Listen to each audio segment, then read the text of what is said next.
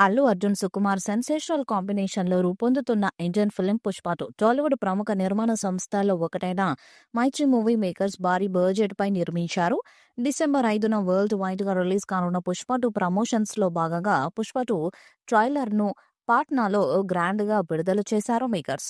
తాజాగా విడుదలైన ట్రైలర్ అద్భుత స్పందనను రాబట్టడమే కాకుండా మిలియన్ వ్యూస్ రాబడుతుంది. ఒక్క రోజులోనే 120 మిలియన్ వ్యూస్ సాధించి ట్రెండింగ్‌లో ఉంది. ఇక సినిమా రిలీజ్‌కి సమయం దగ్గర పడుతుండటంతో ఈ చిత్రం నుండి మూడవ పాటను విడుదల చేయడానికి సన్నాహాలు చేస్తున్నారు. ఈ వారమే 3 పాటలను యూట్యూబ్‌లో రిలీజ్ చేస్తారని సమాచారం. ఈ పాట మాస్ బీటుతో సాగుతుందని తెలుస్తుంది. ఈ పాట వస్తే అంచనాలు మరింత పెరిగే అవకాశం ఉంది. ఓవర్సీస్‌లో 'పుష్ప' గడి రూలింగ్ స్టార్ట్ అయింది. ఈ సినిమాకు సంబంధించి ఓవర్సీస్ బుకింగ్స్ ఓపెన్ చేశారు. ఇప్పటి వరకు అత్యంత వేగంగా 1 మిలియన్ అడ్వాన్స్ సేల్స్ రాబట్టిన ఆల్ టైమ్ ఇండియన్ సినిమాగా 'పుష్ప' సరికొత్త రికార్డును క్రియేట్ చేసింది.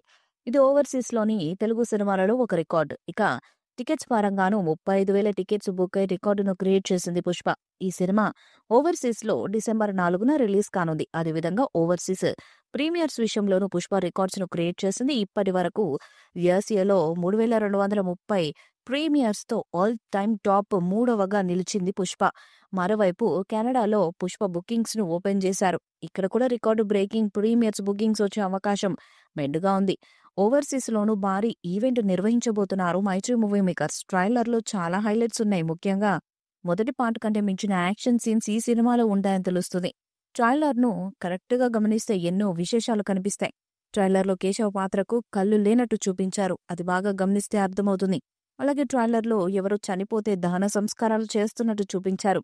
అది కూడా ఎర్రచందనం పైన.